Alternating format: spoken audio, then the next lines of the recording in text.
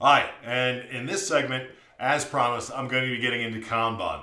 And what we need to understand about Kanban, and I believe I've mentioned this before, I know I did as a matter of fact in the big three, is that Kanban is actually a process by which you start moving into continuous delivery, or you're either interrupt driven. Now, this is at the delivery, well, not the delivery level, but just below the delivery level, right? The actual teams that are doing the developmental work, right?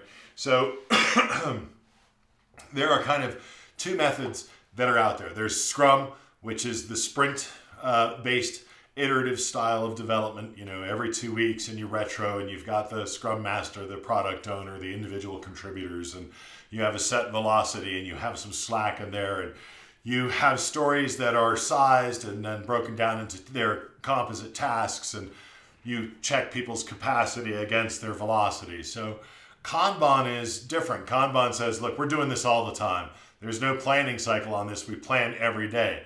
So there's some discipline that goes into this. And most Scrum teams, as they evolve, as their maturity develops and their persistence around a particular set of problems extends, they get better and better, and they can move into what's called a continuous state. So Kanban has some strict requirements around it, but first we're going to talk about state mapping in Kanban, because in my last videos, the two-part series I did on Agile planning through the Agile Onion, I talked about state mapping and what it means at each level.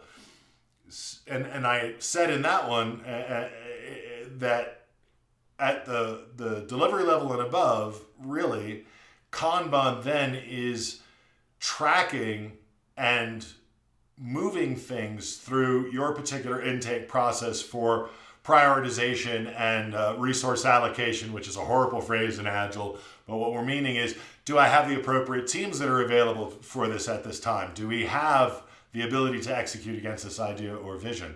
So then Kanban is slower state, right? It's not as rapid. So the focus that I'm going to be coming at is from that team level of behavior around Kanban. Because it's the team level of behavior around Kanban that will understand all the basics around what Kanban is giving us.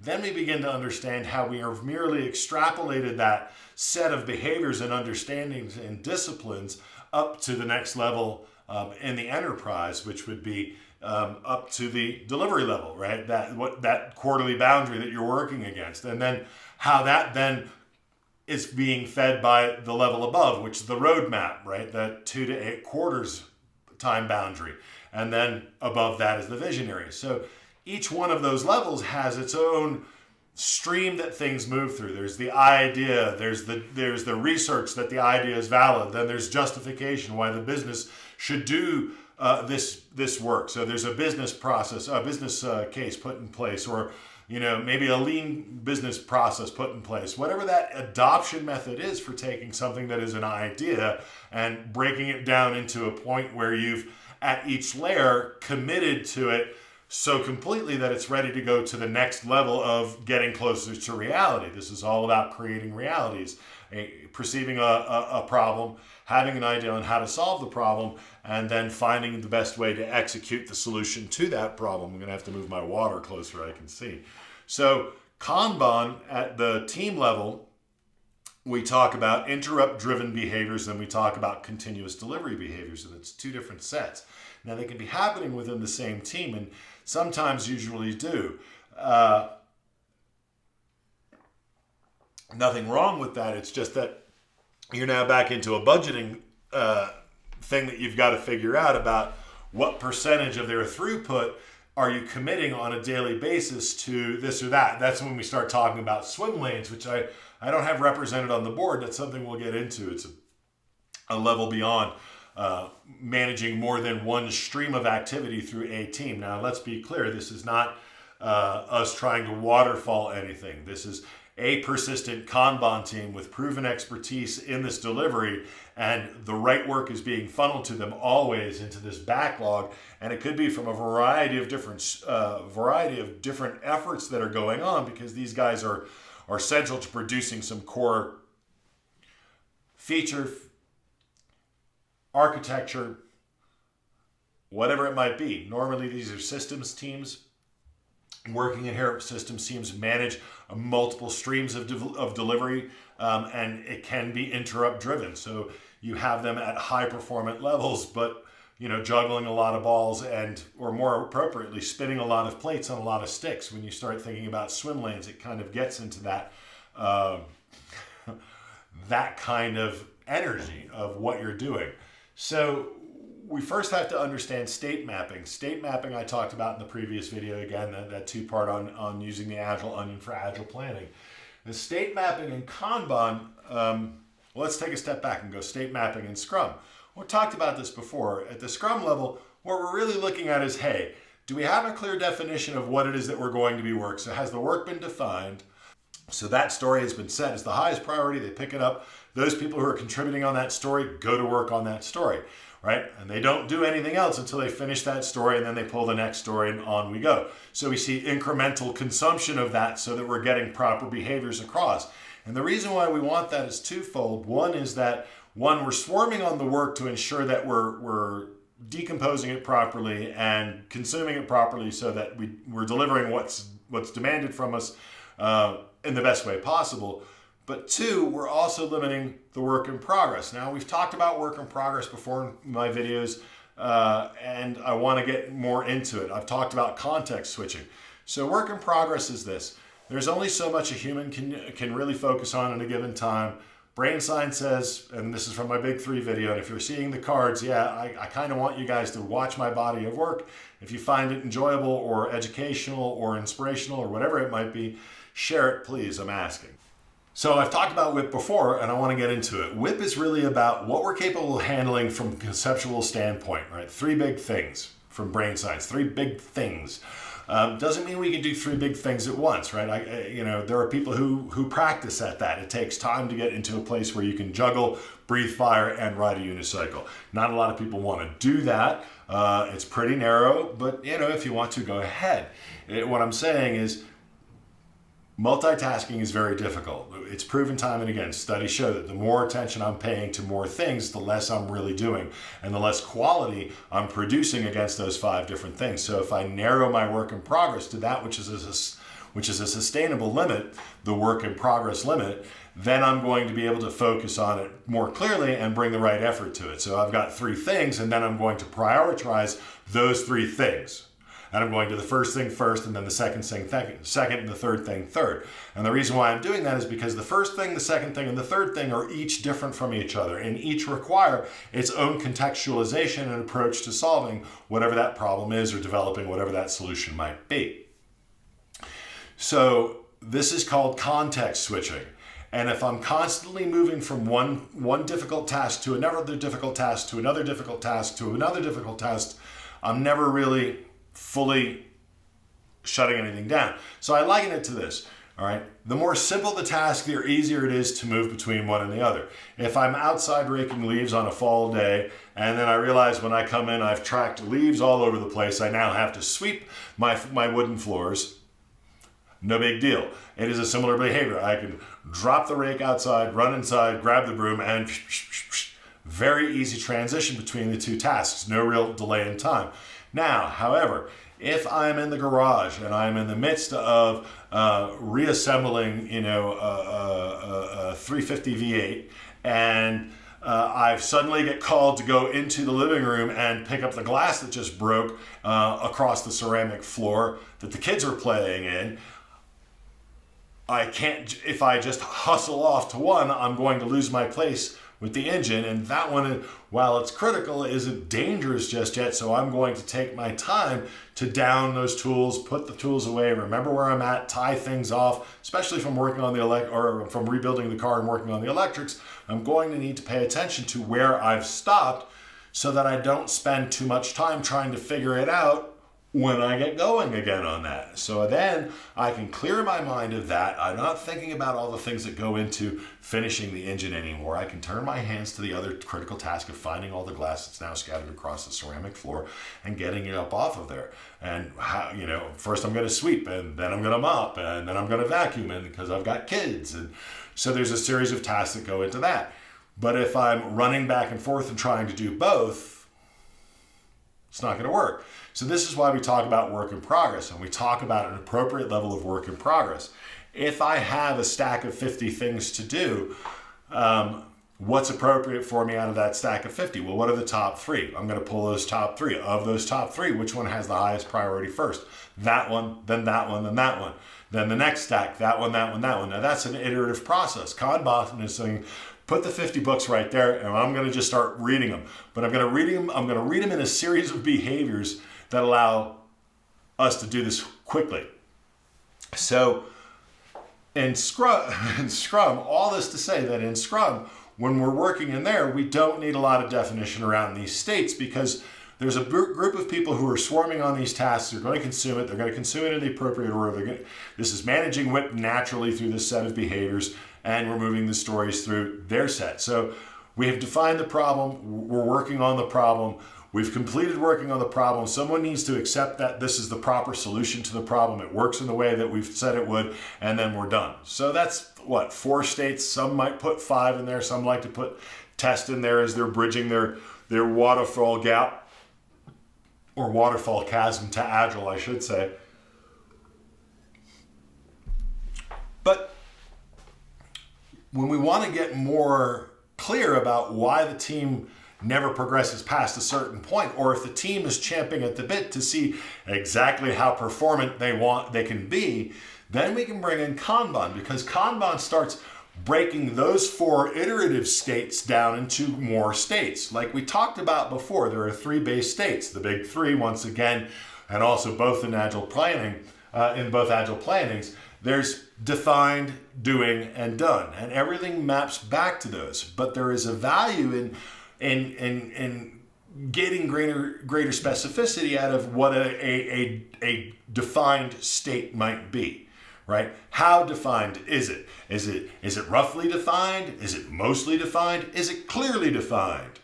Well, those are 3 definitions of defined that we can then start to work with. And what KanBan starts to do is break those apart based on the level of the organization that you're at, in order to bring full transparency to its process and find the areas in which it needs to bring improvement so that it can move as fast as possible. Now, again, this is all reliant on very clean fuel, all right? Very, very clean fuel, because what we're doing is, again, we're moving from a 4-cylinder engine to kind of an F1 engine, and an F1 engine is complex, and we monitor every cylinder and its performance for a variety of reasons. We'll get into the metrics.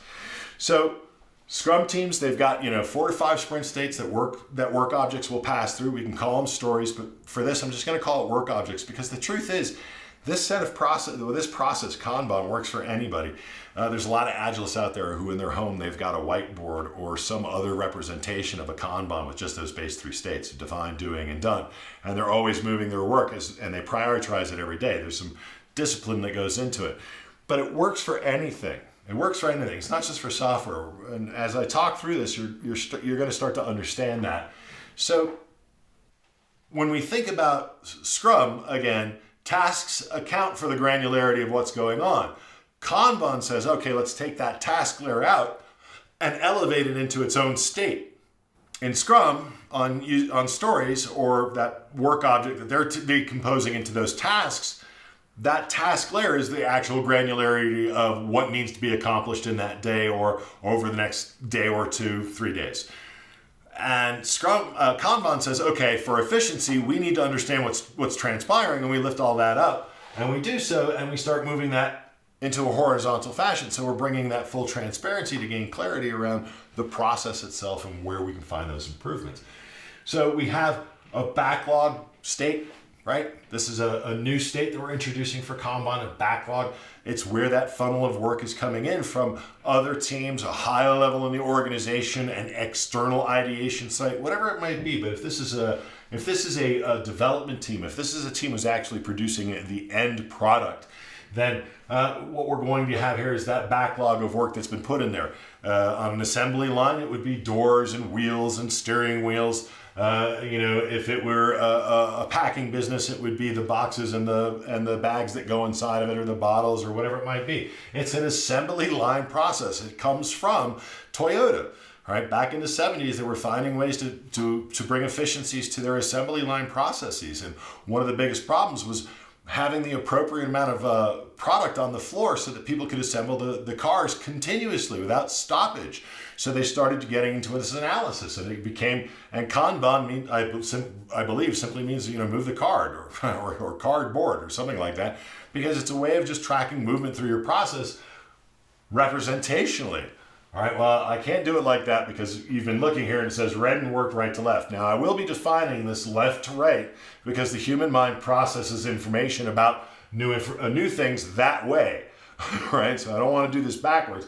That's why I'm introducing it this way. So we start with the backlog, which is whatever that product is. And now it has to be put into a particular state for consumption by the team that's doing the work of production.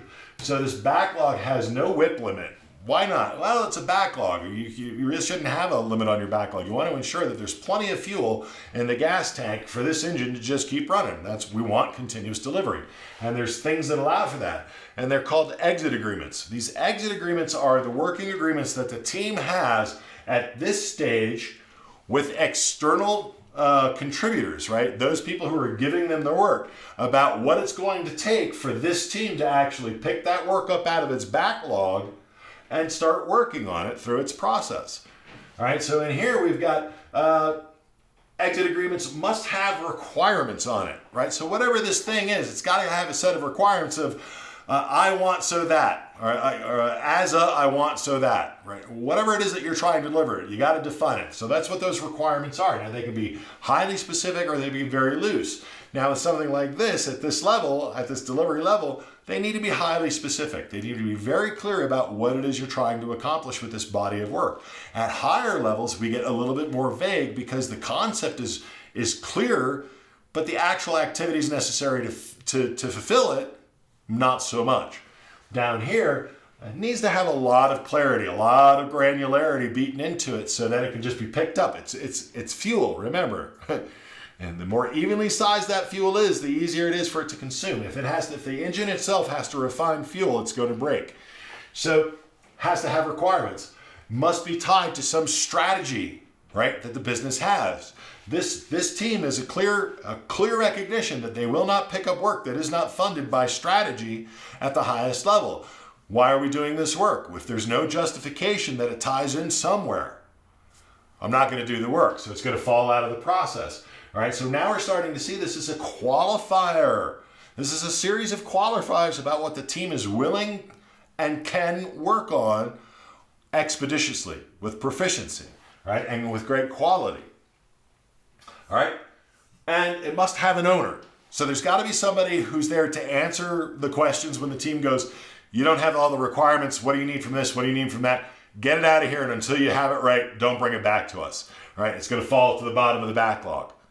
So there's got to be an owner for all of this. There's somebody who set the requirements, somebody who understands what it should look like at the very end, someone who can take ownership for it and accept the work at the very end, and can stump for it. Because remember, in a Kanban team, there could be one to many different contributors coming into this backlog. So that product owner, that owner of the product, that person who owns that piece, that work object, is going to have to sit there and say, all right, if I've met all my requirements and all the criteria for you to agree to work on it, and so has Sue, and so has Tanisha, and so has Kendrick, then who wins? Right? Who's got the highest priority strategy that we're aligned to? Well, that should naturally bubble up already. And if they're all tied on that one, who wins? So we have to then stump for the resources that are available. We have to convince people that this is the thing that needs to go forward. So there's some facilitation and collaboration needs to take place, but the team doesn't get tied up in that. They simply say, who's got priority? And hopefully somebody like 4 people come into a stoplight, the person to the right goes, look, we're all equal. I'll take a step back. Why don't you go first? And then they all find their natural order and off it goes, okay? But this is really clear about what does it take? What does the fuel have to look like in this gas tank for this engine to run it? So the next state that we're going to get into, so remember, these are the tasks. The next thing that we get into is the task layer, right? So Scrum aims for stability through a variety of means. I'm going to finish defining all of this. So I've got some material right here to keep me on task, and sometimes I need that, and sometimes I don't, and I hesitated. So I gut checked myself in the wrong way. I'm going to come back to this. So we've defined what the backlog is, and then we see these other states. So we've taken that task layer I was talking about, and we've put it horizontal. So once they've come to us with the problem and what the solution should look like, right? And all the behaviors that solution should have. The door should close behind me. It should self-tint. If the sun comes up at a particular angle, it should open itself if the temperature gets too high and we know that there's a wind outside. So maybe an AI home kind of set of features, right? So when we've defined it, the people who know how to build it, right? Well, when we understand what the problem is, then there are people who know how to build it and are going to bring it in, right? So they bring that in, and they've got their exit agreements, that set of working agreements to the people who are actually going to do. So we're going to do the clear definition of it, the research, what does it take? Do we have the capabilities? What's necessary? Then the person who does the design work around what that solution is going to look like is going to pick it up, right? And they have a rigid set of agreements. But here, design has said, before I'll pick this up from here, just like before define would pick it up from here, there's got to meet these agreements. All right, so there's conversations that take place between each one of these phases about what is the healthiest way to move that thing from here to there so that it's not going backwards, so that it's not staying in one place too long, because this is to be a stream, right? Continuous delivery. So these WIP limits are then put in place with these exit agreements to ensure that the right behaviors are happening at the right time and the right work is being pulled at the right time. And we're going to get into that in just a second. So we have a backlog of problems. We have a group of people who are sitting there defining the problems and ensuring that they're actually solvable. So if something doesn't qualify here to get out, guess what? They go back to the product owner and they say, it's not feasible. It's either not technically feasible or it's whatever. You need to go and do some more research, whatever the case might be. So this is a way of protecting the rest of the engine and saying possible, not possible. So this is the fuel filter state, let's say. Okay. Then we come up to the design phase, and the design phase is, okay, we've defined a clear set of problems. Now I can decide how the solution works. Now code, the people who actually write or manufacture or whatever it is, right? So if this is the art, these are the people who design it. These are the people who are actually going to have to craft or create that thing. And in software, it's coding. So that's why I've got code up there. The people who code it say, well, great, if you're going to design it, here's the criteria by which we know we can build it best. So you got to hit these things before we pick it up. All right. So these very clear set of agreements start showing us what it actually takes to move things through our process. And again, the one truest thing about scaling your Agile that I know from years of experience and working with customers across the globe is that whatever you're doing at the lowest level to achieve team level predictability, whatever ceremonies and practices you have put in place to get them to at least 80% predictability, right? Capable of delivering on what you've committed to 80% of the time, period of time over period of time with a Kanban team, let's say it's month over month, you're now at a predictable state. Well, whatever you did to get that predictable state there is just being elevated up to the next level, the delivery layer, say, and you're expanding the time frame, because the scope of time in which you're now working is larger. So you have bigger gaps between these ceremonies, and you have other checkpoints along the way that are put in to ensure that what you're doing are the right things. So these kind of states down at the lowest level of delivery start to get broader and broader on a variety of areas, usually on the front and the back, around what does it take to actually get ready to be built? What does it take to prove it's been built? And what does it take to prove that that build was valuable? So we always have, again, those three: defined, doing, done. And variations off of those in one direction or the other for that specificity. So from code, we know that they've got a WIP limit. We're going to talk about how we establish WIP limits. The example I've got set up on the board when we work through it actually is a nice example. It's not a bad example, and I didn't want to throw a bad example in there, but I'm going to talk about how we build those WIP limits out. So as we keep going across, test. All right, these are all the things we remember we do as tasks on stories from Scrum. Right? We're just, again, picking them up, laying them out this way so that we're gaining horizontal visibility and making that the process by which it flows.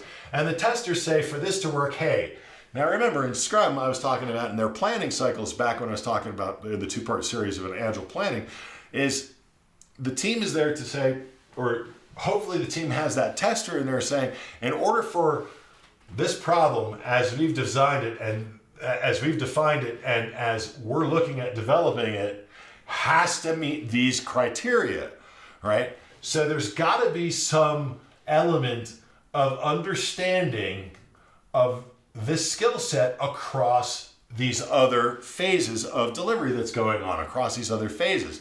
Now, why is that important to understand? Because this is a cross-functional team still. This isn't a siloed team where the tester just sits here and goes, well, I got nothing to test. That looks hard. No, the tester is actually involved in some of these other states here, probably in the design, right? Because they have the leeway to do so. I can do some upfront work and I can come over here and I can balance that. Now that's what we talk about, that WIP. That's also a natural part of balancing WIP, is where people are being applied at a given time, considering the load of work that's on them. So if test is full of on 4, right, there's no room for them to be doing anything else. But right now they've got one that's ready to pull, and there's 3 that are waiting, that are being worked on. If there's somebody who has the latitude to come over here in the design and help speed this up, they can pick up one of these and start working on design as well, until something gets pulled over and is ready for them to be picked up, but they can't because their WIP limit is full. So if my WIP is full, where can I best serve time on the team to ensure I'm unblocking the flow? So we think about this from a conscious way of saying, look, I don't just have people with a unique skill set sitting here. I have people with broad and unique skill sets who are capable of working across all of these to ensure the smoothest flow possible. So it's dynamic pull, it's dynamic lift, right? Where I need the work, I'm going to get it.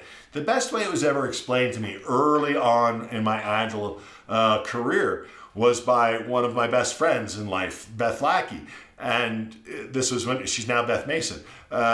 This is when she was on the support team at Rally with me, and she was explaining KanBan, and she said, you know, you go into a Starbucks, right? And you've got the barista, and you've got the person on the register, and that person is just walking around, seemingly doing nothing. But the moment they get busy, depending on where the busyness is, if there's a long line of easy drinks, then they're not going to get busy on the register, really. You're going to get busy on either prep or execution, which is either prepping the cup with the syrups, etc., or as the barista. So that person who has then been wandering around moves in to fill either that prep, what's your name? What's your name?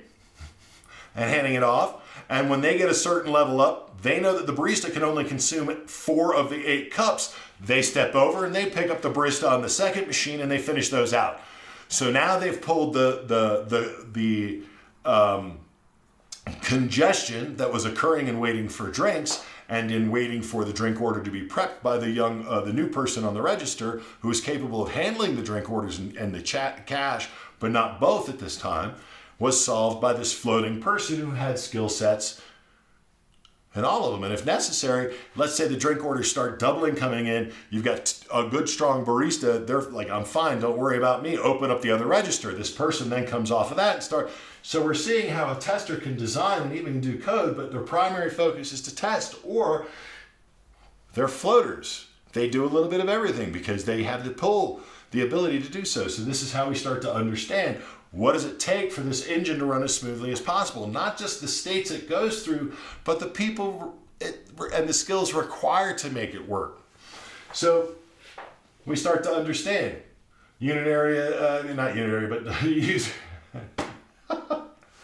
user acceptance test. Is it complete? Does it meet what we've asked for?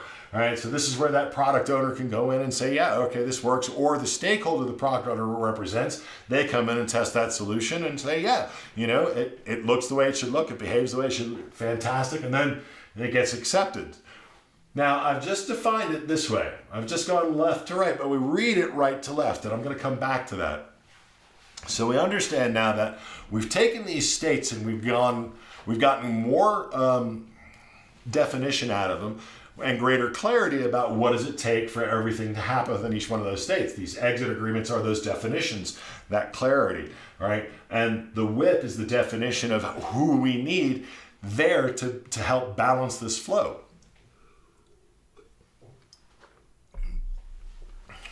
So we start talking about some metrics, and I'm going to get into those in a little bit. But Scrum aims for a stable delivery, right? These sprint states suffice for all the necessary metrics: burn up, burn down, cumulative flow, within the time box of the sprint. There's the one base measure, right? From the big three, again, the burn down is the primary artifact for measurement in Scrum.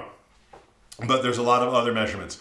The base ones are burn up, burn down, cumulative flow, right? So Kanban raises visibility of every state of activity that a body of work is going to progress through. A body of work is going to progress through in order to refine each state column. So I'm going to start calling these state columns as best I can.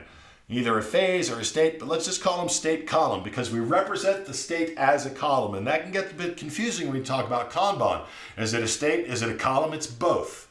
So there we go again, munging things into one and expecting clarity when we talk about it. And we can, because this is the state it's living in and the phase it's passing through. What? You could say this is the phase and the state it's passing through. Words are funny like that. So we're just going to call it state column. All right. So Kanban raises the visibility of every state, as I said. In progress becomes design, et cetera, et cetera. Just walk through all of that. So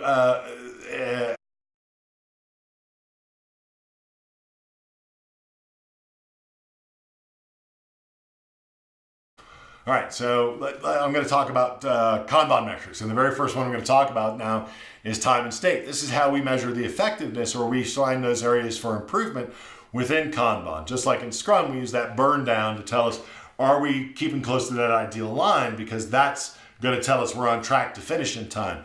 Here, we measure things a little bit differently to ensure that we're constantly capable of moving things through with the same proficiency and the same quality. And we do that by measuring, first of all, the time and state. How long is something sitting in any one of these states? So the same, it's the same as aging column, right? It's another term we hear for this in measuring Kanban. And it indicates how long it takes before a work object lives in a state column before progressing to the next one. All right, so it helps allow for refining the work object's mean size. So if I'm sitting in here and I see I've got these 5 items, and these 5 items have very different and varied times in state. 2 days, 1 day, 8 days, 3 days, 1 day. I've got a problem. Why are these things staying in there so long? So we start to equate days to size. If this is a task layer laid out horizontally, then my assumption must be that the body of work in each one of these state columns should be under 8 hours, just like a task. So if I have things that stay a day, okay, 2 days, 3 days, 4, 5, 6, 7, 8. What's going on? All right, we need to refine some exit agreements over here to ensure that we're refining the work object before it even gets in here to be defined. All right, I've got 8 on here for a reason, because I've got to be able to do this quickly enough to be able to feed this machine in a way, but I've got to have enough backlog itself in here to ensure that nothing is going to waste, right? So enough is being pulled in from here and enough is being pulled in from here to ensure that it's a smooth, notice, flow. It's a smooth flow. So if I've got things that are living within a time and state that are beyond what my expectation of this time should be, and that's a conversation that takes place with this team that's been put to that's decided to go this way, is to say, well, normally for us to define a problem, it takes about X long. All right, well, how many people can do this? Well, we've got Steve and we've got Tanisha who can do it. Okay, great. So if it takes about X long and we've got Steve and Tanisha, they should be able to consume X in a given period of time. So that's our WIP every day. That's our WIP for the day, right? And that's all we talk about, is it, because remember, Kanban is in the day. There's no future state. There's no past state. It is continuous delivery every day, and it's always focused on the daily delivery. So that's what time and state is going to do for us, is normalizing or finding that mean size of work object that's going to be best to flow through each one of these phases. Because if I'm taking 3 days over here and I can't get any lower than 3 days, then 3 days it is. What's the appropriate WIP then to ensure that I've always got enough work ready to be accepted every day to go into the next state? How do we figure that out? How do we do that? And time and state allows for that. Then the next one we talk about is cycle time. So if I'm measuring how long something sits here, I'm also measuring how long it takes for this thing not just to go from state, move out of here, but how long did it take from here to here? And then from here to here, and here to here, or here to here, or even here to here. And that's the primary big one for cycle time, is how long does it take from the time they define the problem to the time that solution has been accepted? Because that's your actual lead time. And when we hear cycle time, a lot of people call it lead time as well. So if it takes me a total of 10 days to go from a defined state to an accepted state, that's my mean lead time. And I'll talk about this in a minute, throughput, which I've mentioned before, but throughput is, how many things are flowing through in a given period of time. So if my cycle time is 8 days between defined and accepted, and I'm moving 8 things through every week, then that's what? Now I know I can deliver 8 stories, which is whatever percentage of a feature, every week. Or every 8 days, right? Every week and a half from a business perspective, right? So now we start to understand time and state. What's the best size thing in here so that we can understand what the best WIP limit is going to be, that natural WIP I've talked about before in planning one, all right? And cycle time starts to tell us how long is it taking to move through things.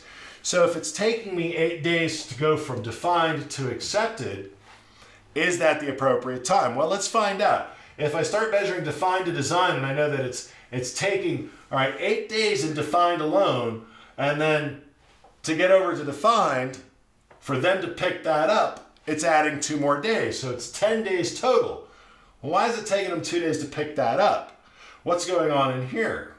What's their cycle time? What's their time? What time is in here? All right. So let's figure out how long then does it take to go from defined to code.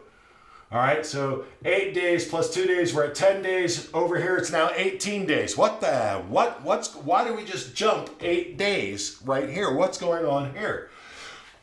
So now we're starting to find why this cycle time is showing us where the delays are in lead time to market.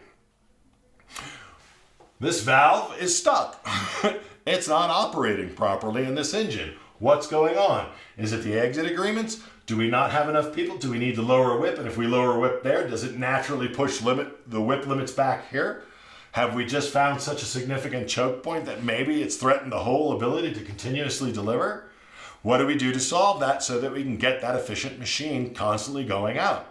So that's what cycle time does for us. It delivers that lead time and it shows us where we're stalling in our lead time to market.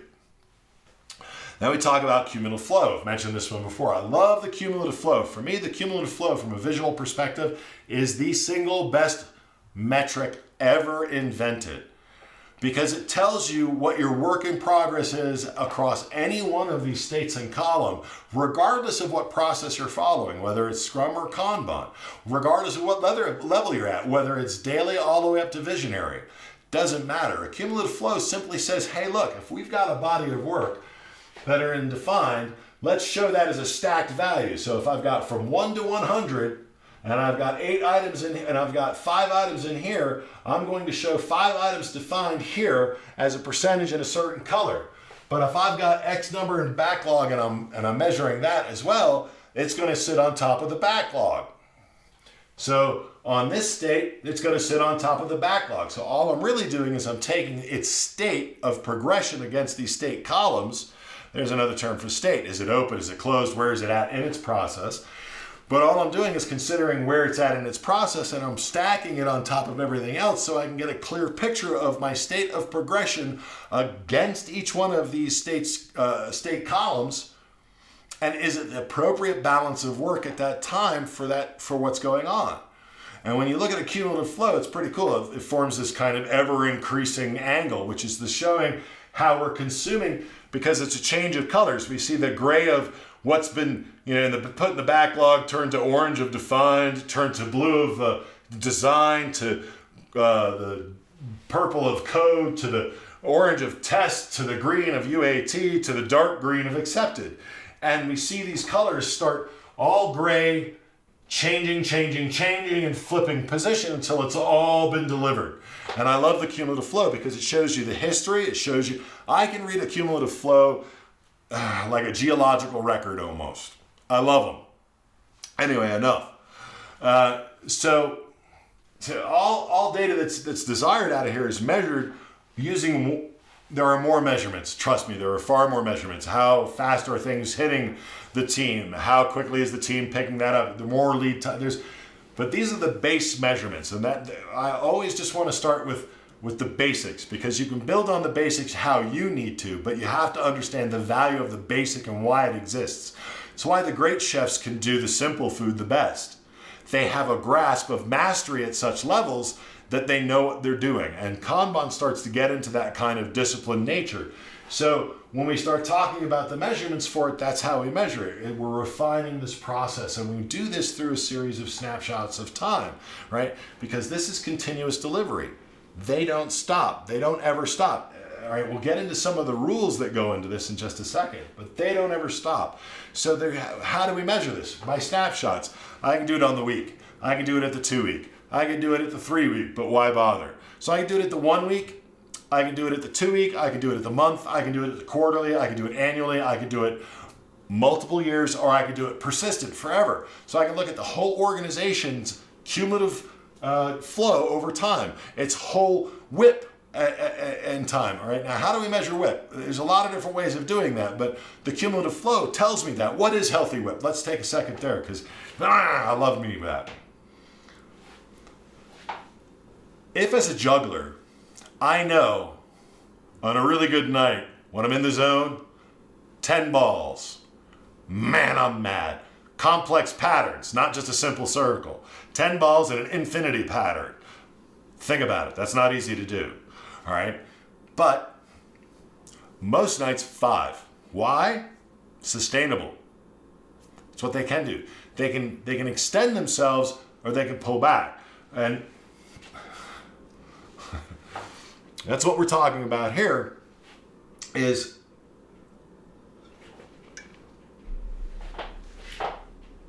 defining what's the right number. What is the right number of things that we should be doing at any given time? And WIP says if I've got a max of 8 things that I'm going to be doing in here, right, of those 8 things, should I be doing all 8 things at once? Well, if I have enough people to do it, yes. But if I have one person, should they open up all 8 things at once? No.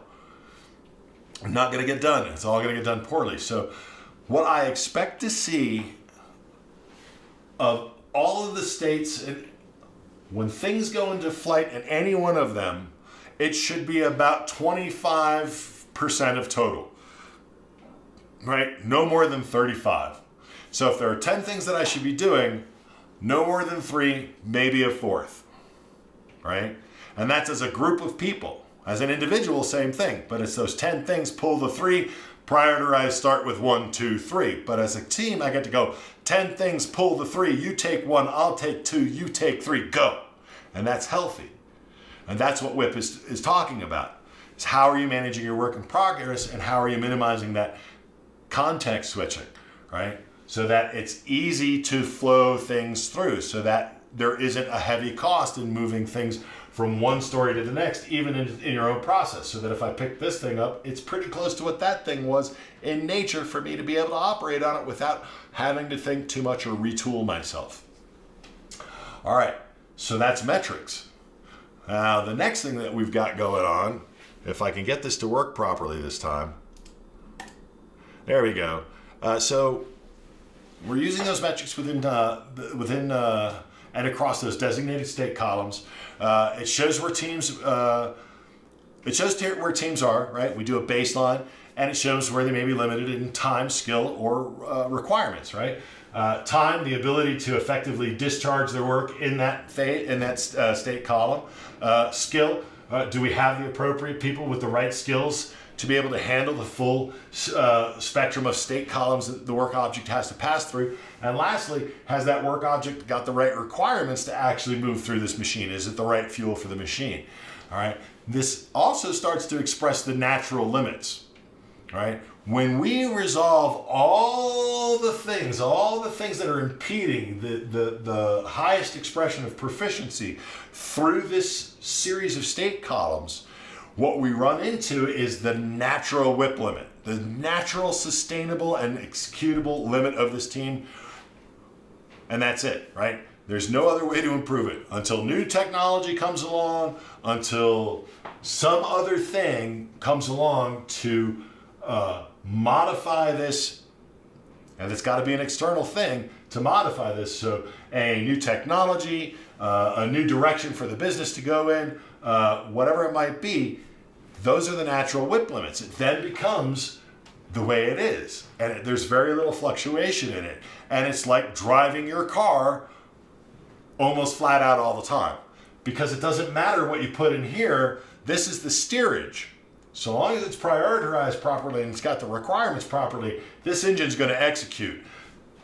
So back here is the driver, and that's that delivery layer. They're the ones who are looking at the course that this car is running on. And they want to make sure that if they drive at a steady state of 75 miles per hour, it's going to be able to do it because it's got a continual state of fuel, and they're going to be able to steer it wherever they want it to go because that fuel isn't going to slow it down. So that's what the metrics give us, and this is what KanBan starts to deliver to us from an efficiencies perspective, because once it hits that natural limit, it's natural. It will not stop unless something mucks it up. All right, so with that, let's actually get into working the KanBan board. So we're bringing this to a close now. This is what I've been waiting for. So in order to work the KanBan board, there's some rules. This is the number one. The human mind continually wants to read it this way, but it's not how it's actually read, and it's not how it's actually worked. I defined it for you this way so that we understand how things move through the process naturally, but the mechanism by which it moves through is pull-based. All right, so if it's pull-based, that means everything starts at the accepted state, and then everything progresses from there until we pull in the next thing from the backlog. So read and worked from right to left. All right, stories become same size. I talked about this. This stuff has to be roughly the same size to move through here seamlessly. Or you have to understand we've got 3 rough sizes, right? So, small, medium, and large. All right. And we know that a small will progress through here in, 3 days. We know that a medium, 5 days, and a large is 8 days. So if you've got a large story contributing to a small feature, it's going to take 8 days. And if you're trying to deliver that feature over the next 2 weeks, shaky, right? So now we start to understand how we can measure these things. But those stories have to be same size. Stories are not tasked. Now, young KanBan teams may task them, and that's not a bad practice. Look, if you find yourself having to actually put tasks on there, you may find that you've actually defined a new state column that it's got to progress through. So in the beginning, that's fine, but the goal is to go taskless because this represents your task state, right? You don't want to bury the visibility in here because if you're doing that, then you're just going to have to expose it when somebody goes, why did it take 10 days to get out of this state column? Right? So WIP limits are on all time critical and actionable state columns. Let's be clear about this. Time critical and actionable state columns. What state columns are not actionable or time critical? Well, the backlog might be time critical, but it's not really actionable. No one on the team can do anything with what's in here. So you know what? The bad is on the owners who put it in there and it doesn't meet the criteria. But it might be time critical, and we'll talk about that. And then accepted, well, accepted has no WIP limit because you can never have too much stuff that's been accepted. And so why did I put time critical in there? Because you have to understand something. Everything's time critical. Everything's time critical. Our lives are time critical, right? What are we doing with our time? Are we making the most effective use of it? Do we understand how we've been spending our time so that is it the best use for it? And do we understand what it takes for everything to be put in place for us to make the best use of that time properly every day? Okay. So on the actionable states, we have the WIP limits. And we have the WIP limits to help define what does it truly take to move through there. So WIP limits are on time critical and actionable state columns. Team skill sets overlap. We talked about that so people can pull across the board. It allows them to swarm on a given state column when needed or when there's the slack in the primary state column. So again, if I as a tester am full on my WIP and I know I can do some defining work or some design work, I will do it. Or if I'm a coder and I can do some testing and I've filled up here and I know that they're stacked here, I can come over here and take pressure off over there.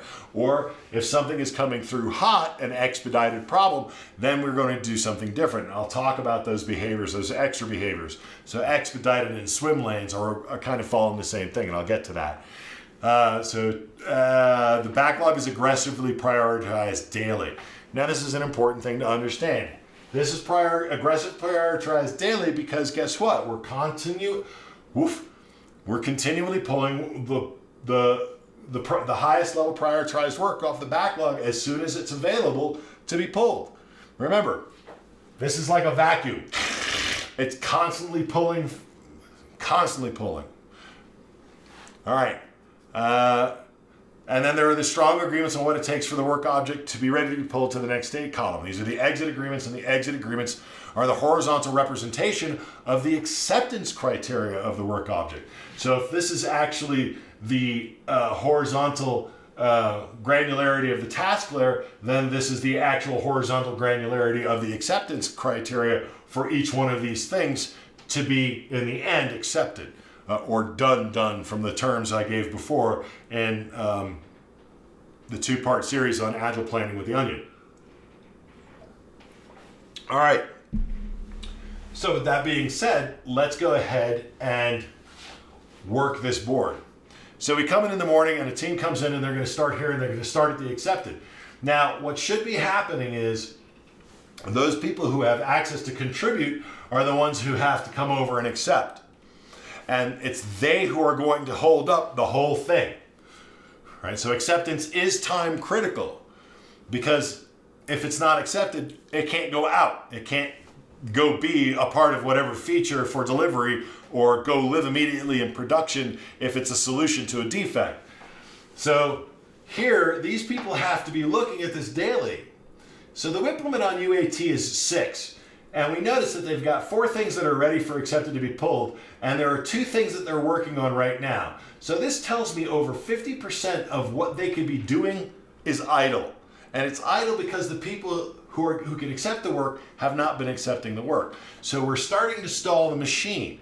These people are now coming over here. There's probably somebody from here who says, well, maybe I can do some testing. Well, actually, maybe not. We'll see. Right? But if there's anybody who's done the user acceptance testing who is actually an individual contributor on the team as well, they might be able to help, but maybe not. All right? So these people are starting to get frustrated because they can't bring in any more over here. And there's a thing that's been tested. It's ready for them to do their final test on, make sure it's complete, but they can't pick it up. And they can't pick it up because they haven't accepted the work. Now these guys are doing their test and they're probably fully consumed, right? I doubt there's somebody sitting there, gee, what can I do right now? Design, they've got 2 things ready. There's 3. They've got a WIP limit of 5. They've got a WIP limit of 6. we see they've got their full 6 in place. They couldn't do anything more if they wanted to. As these start to flip ready to be pulled, if this hasn't been pulled yet into the next column, we've got a log jam. These guys are putting everything at risk. They're putting everything at risk. Work should be accepted almost as fast as possible so that we don't cause this kind of slow back push or backwash of work or backlog of work that starts to log jam. So we see how it just ripples. So we come in and we say it's morning. All right, so people come in and they accept a couple of these. They say, you know, we're going to accept this, and we're going to take this, and that's accepted, and this one is accepted. So they accept that work, and now we're free. All right, maybe this one's ready to pull, and they pull that one in, and now this one gets ready. And so they can take this one and pull it in over here, and maybe this one gets ready, and this one goes ready, and their whip limit is 6, so they're at 5. They can bring one more over, so they bring this one in, and maybe this one flips over ready, and that's it. And they've got a whip limit of 5. There's 2 ready over here. They're going to pull both of those. No, they can't. Can they? No, because that violates their whip limit. So they're going to just pull the one, and the other one's just going to stay there like that. They've got a whip limit of 8. They can pull more in. This one is the only one that's worthwhile because it meets the full criteria, and then it goes. But we can see what should have happened was all that was ready to be pulled should have been pulled. Everything should have been pulled so that we could have a fresh start on the day. But now we've got a backlog from yesterday because the acceptance isn't moving as quickly as it should. And data is going to show that. Where's the delay? Well, if I'm doing my cycle time from design to accepted, and I know that it's taking me 7 days, but it's, 1 day to here, 2 days to here, and 3 more days to here, or 1 day here, 1 day here, 1 day here, 4 days waiting here, I'm going to go talk to some people about why aren't they there? And we may find out that, guess what? I'm not the product owner just for here. I'm a product owner over here, and I'm a scrum master over there, and I'm a this on that, and I'm a that on this, which is a whole other conversation about that capacity we talked about before. How many hours out of the 6 hours can you effectively give? But this is how the board is read. So here's a quick simulation of how the Kanban board is worked that's a little bit more legible for you. We can see how they've accepted, they've pulled work over, then we start to look at the whip, what we can manage, and we start bringing that other work object in from those other columns. So from UAT, test, and then code, and then when code is done figuring out, great, this is what we've brought in, this is what's ready to be pulled into the next set. Let's bring some more work in from design. They bring that work in from design. Design then knows that they've got some slack. They bring that new body of work in, and so on and so forth. This is how the Kanban board works, and it progresses daily. So during the day, other things are being flipped ready and other things are being pulled. It doesn't just happen once a day. That's Kanban. We're starting to understand that Kanban is a disciplined method of continuous delivery. The other 2 things I talked about that I didn't introduce are swim lanes.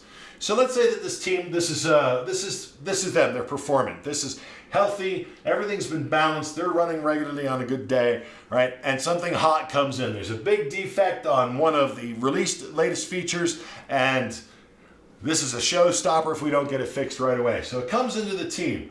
Now something like this is called expedited, and it's what's allowed to violate the whip limits that are put in place, because sometimes you gotta redline it. I talked about that in the Agile Planning series, right? Look, if we know that this team has a throughput on a monthly basis of about 50 stories, right?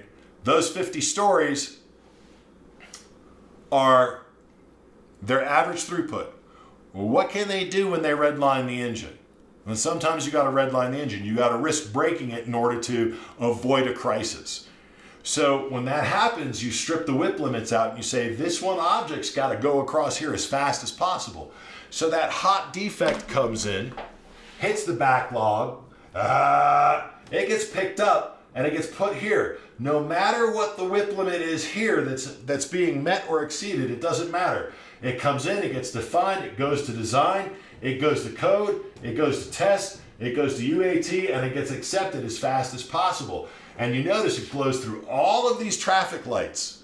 It doesn't matter because everybody's dropping whatever they have to do to pick that up and move it through. It's expedited. So that becomes a swim lane, right? Or an emergency lane in your Kanban. It's this place where there's suddenly this whole other set of behaviors because the conditions have changed.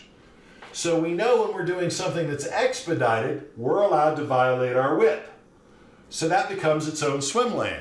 And if I have something that's expedited, I can throw it in there. Oh, and I've put black on my red. I hate it when that happens. But then we can start to break this out for other behaviors. Well, what about, if they're doing defect work for something that's in production, do they do defect work in general? Well, yeah, they do defect work in general. Well, how do they manage their defect work? Well, that's interrupt driven, right? It's going to play havoc with some of their whip. So what do? Well, I put another swim lane in. I say, all right, do these states still work? Do these state columns still work? Yeah, they still work. They're still fine. Fantastic. So what I'm going to do is, excuse me, is I'm going to alter this and say, you know what? Of an available whip of 8, for any defect that comes through, I'm going to give up 2. So I'm going to have an effective whip up here of 6, an effective whip down here of 2. So I can put my 2 whip limit here, and I can put my 6 whip limit up here, and now I'm managing 2 different streams. But what I've got here actually should be represented like this, is an 8/6. So that I know when a defect hits a system, which is interrupt driven, I'm allowed to convert 2 points of this whip into picking up those defects and getting them moved through the process, just like everything else. But if that defect suddenly goes hot at any one of these stages, I can take it and put it in the expedite and blow through the rest of those whip limits to let that emergency vehicle through that emergency lane.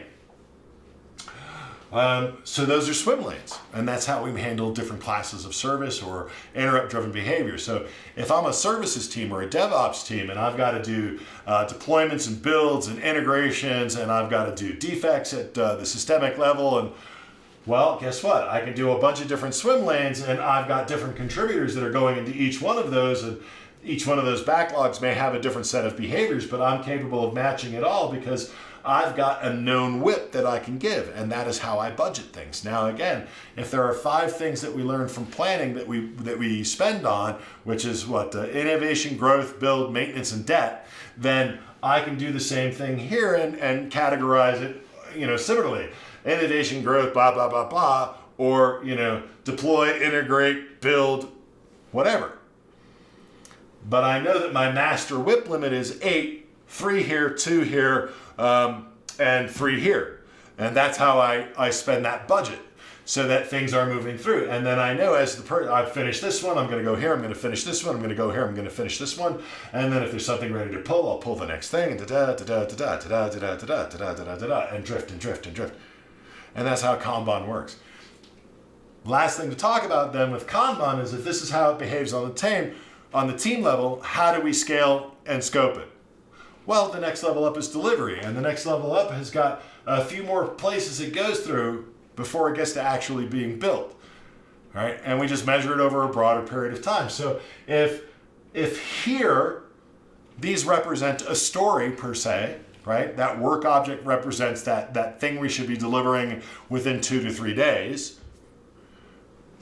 Then the next layer up is that delivery layer where it's 1 to 3 months, right? So if it's 1 to 3 months, what's an appropriate resting time in any given state there? What's an appropriate whip for all that needs to be done in that 1 to 2 weeks in the research phase or the analyze phase or the architecture, business case, or training, or all of the assessments it's got to go through, right? However long it takes, what are those appropriate measurements there? But the measurements don't change. It's just scale and scope. And this is the thing most people stumble over. So thank you. This has been all about how the Kanban board works. when we understand it, when we see it broken down and what its values are and what it's supposed to deliver, we get a better appreciation for it. All too often, again, it's easy to assume just because I get to name these state columns whatever I want doesn't make me Kanban, doesn't mean I have the discipline. If I'm prioritizing work within each column, I've made a huge mistake, because I should only be pulling the work. I should only be pulling the work I know can be done in that column by those who are doing the work in that column. And the only time I get to exceed that is if it's expedited and I know it's hot and it's got to be fixed, or else. All right. Kanban, how it works, how you set up your states, how you read it, how you use metrics, the values it delivers, and why it's important that you have the right size fuel for this high-performing engine.